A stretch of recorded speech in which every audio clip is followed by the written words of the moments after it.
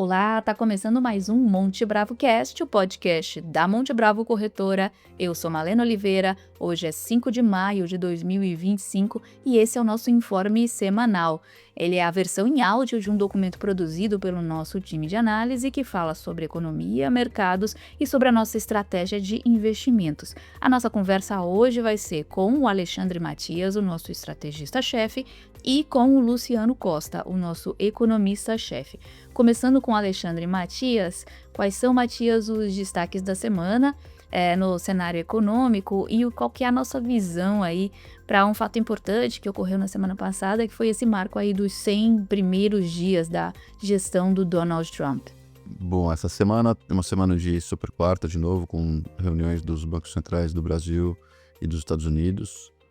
Olhando para a reunião do Banco Central americano, a expectativa é de manutenção e toda a curiosidade vai ser para ver como o comitê vai enfocar esse quadro que tem um dilema, porque com as tarifas do Trump você tem uma economia que vai produzir mais inflação em função das tarifas, mas também tende a ter uma desaceleração mais forte, beirando um quadro recessivo, e o equilíbrio entre essas duas equações é que vai dar a direção dos Fed Funds. O que os diretores têm dito é que nesse quadro o Fed vai esperar um pouco para ver o impacto das tarifas, sobre a inflação corrente, sobre as expectativas, ver o nível de ancoragem, aferir também a velocidade e a intensidade da desaceleração, quanto que isso afeta o mercado de trabalho, e provavelmente você vai ter um quadro em que um choque sendo transitório, que é a hipótese mais provável, você vai ter espaço para cortar no segundo semestre, eventualmente a partir da primeira ou da segunda reunião do semestre. O nosso cenário continua sendo de 3 cortes, levando a taxa de 4,5 para 3,75. Também na semana passada, acho que ainda está nessa esteira, foi comemorado os 100 primeiros dias do Donald Trump. São os piores 100 dias de um presidente americano em muitas décadas, né? O pior desempenho do mercado acionário, pior desempenho da economia. Você tinha uma economia que vinha ali crescendo em torno de 2,5, teve uma desaceleração forte do PIB para uma queda de 0,3. Você tem um quadro de incerteza aumentada, uma perda de força do dólar americano, uma percepção de risco na curva de juros com uma inclinação maior entre a ponta curta e a ponta longa, porque ninguém entende a estratégia do Trump, se é que tem alguma estratégia. Hoje em dia vai prevalecendo a percepção de que não tem estratégia, ele está improvisando decisões, ele tem talvez uma intenção geopolítica de isolar a China, mas isso está sendo feito sem nenhum preparo técnico, nenhum planejamento, e os efeitos deletérios para a economia americana são muito maiores que qualquer benefício que você possa aferir. Então, realmente é muito complexo ter um presidente nos Estados Unidos que está basicamente improvisando, tweetando. Nesse fim de semana, parece que ele fez uma reunião com o Jon Voight, que estava pedindo novas isenções para o cinema. Aparentemente, ele entendeu alguma coisa errada e falou que ia proteger a indústria americana de cinema. Daí você vê realmente que o bicho está fora da casinha, né? Tem alguma coisa muito errada quando a maior potência do mundo é gerida dessa forma, improvisada, amalucada. É um quadro que, paradoxalmente, está gerando fluxos para a Europa, para o Japão, para o franco suíço, e sobra um pouco de fluxo para os países emergentes. O Brasil tem sido beneficiado disso, né? Então você tem um fluxo que está vindo aqui para a renda fixa, principalmente, também está causando interesse maior para o Bolsa, somando com a ideia de que a próxima reunião do Copom vai ser a última reunião com aumento, a taxa vai para 14,75, depois a gente espera um período de estabilidade em torno de 6 meses. A curva também vem voltando por causa disso, então você tem um fenômeno aqui no Brasil que a curva curta e média voltou pela percepção de que o Copom está perto do fim do ciclo, e a curva média e longa está voltando porque esse quadro de incerteza global produz uma percepção de uma economia global mais fraca. As curvas do mundo inteiro estão voltando e isso ajuda a curva doméstica brasileira a voltar também.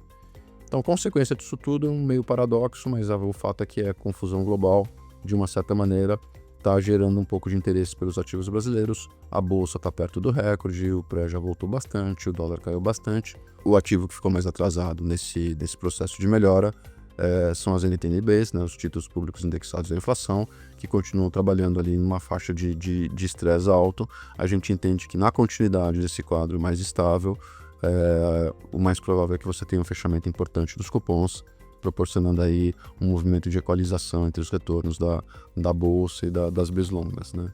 Mas é isso para a semana, o suspense continua, né? O grande tema vai ser o processo de negociação do Trump com os vários países, que deve estar ocorrendo nesse momento.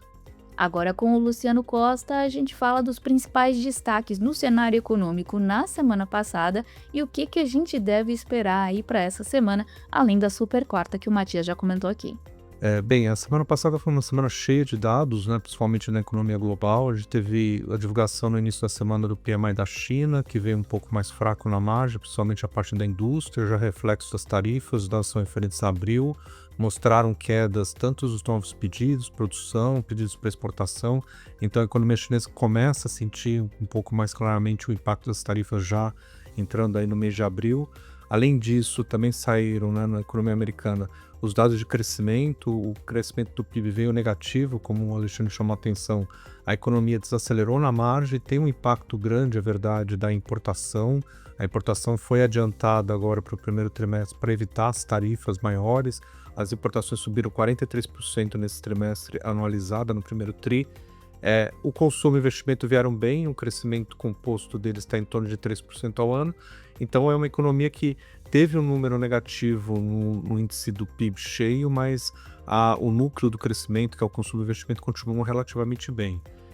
Confirmando esse cenário ainda no curto prazo de uma economia que tem resiliência, saiu o dado de emprego na sexta-feira também, o dado de geração de empregos veio forte, 177 mil vagas, acima do que era a expectativa do mercado. As médias móveis voltaram a acelerar para em torno de 150 a 200 mil vagas de 3 e 6 meses. Então a gente tem ainda o quadro de uma economia que começa a ter os impactos das tarifas, mas está num ponto bastante favorável do ciclo, né? O crescimento do emprego continua, o consumo e o investimento continuam bem, mas uma economia que tem bastante incerteza olhando para frente, né? Quando a gente pensa no impacto inflacionário das tarifas e também nas expectativas, principalmente de consumidores e empresas olhando para frente. Nesse sentido, também saiu a semana passada o ISM da indústria, que é o dado de confiança da indústria.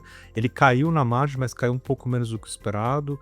O dado já é de abril, né, com o aumento de produção e de emprego na indústria, o que é uma boa notícia, dado já o início aí, né, da vigência das tarifas. Por enquanto não teve um aprofundamento, pelo menos da confiança da indústria nesse primeiro momento. Então é um quadro de uma economia que ela está no primeiro momento num estado bom de crescimento, com geração de empregos, o consumo e investimento bem, mas provavelmente vai, né, sofrer aí, olhando para frente, um pouco mais com relação às tarifas.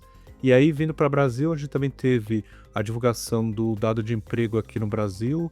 Os dados de março, o desemprego bateu um mínimo histórico em termos sazonalizados de 6,4%, a renda continua crescendo muito rápido, a massa salarial, tudo isso gera, no curto prazo, um bom sinal para o consumo aqui doméstico, também o crescimento dele.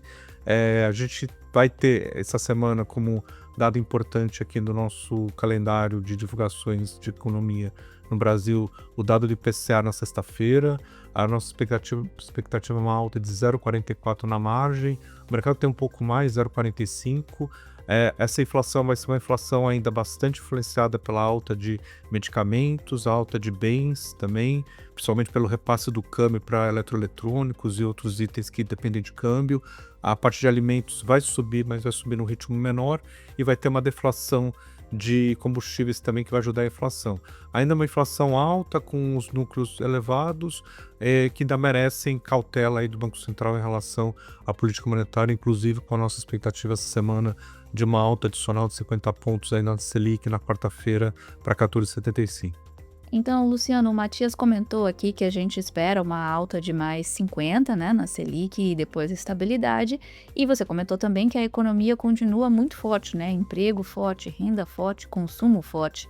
A minha pergunta é, com essa nova alta de juros e essa estabilidade aí, juro alto ainda, isso vai ser suficiente para segurar a economia? A gente tem que pensar nessa alta de juros em termos do juro real que ela vai provocar, né, na economia. o aperto relativo da política monetária vai ser grande, a Selic 14,75, uma expectativa de inflação olhando para frente, né, para 2026 em torno de 4,5%, vai ser juros reais aí em torno de 9, 10% ao ano, então vai ser juros reais bastante apertados. Isso tem um efeito defasado na economia, é bom entender isso. Então, os juros vieram subindo, né, desde o ano passado e vão atingir o pico agora, né, nessa reunião de maio. E eles provavelmente vão ter um efeito pleno daqui a 6, 9 meses, então vai ser mais para o terceiro, quarto tri que a gente vai ver o efeito pleno desses juros na economia. Então, esses juros vai gerar uma desaceleração da economia. A gente tem um crescimento esse ano estimado, né, em torno de 2, saindo no crescimento de 3,4 no ano passado. Então, a economia vai sofrer uma desaceleração ao longo dos trimestres. Essa desaceleração ela vai ser o suficiente para levar a inflação ano que vem para 4,5%, não é exatamente o centro da meta, mas já é uma inflação que está dentro da banda da meta de inflação, e aí para 2027 em diante a gente acha que essa inflação, não, na ausência de choques, ela deveria continuar cadente e buscando aí a meta de 3% no médio prazo. Muito obrigada, Luciano e Matias. Esse foi mais um episódio do nosso Monte Bravo Cast. Só lembrando que o nosso informe semanal está disponível na íntegra no nosso site, montebravo.com.br, na aba de conteúdo, com todos os gráficos e todas as análises do nosso time. Muito obrigada, boa semana e bons investimentos.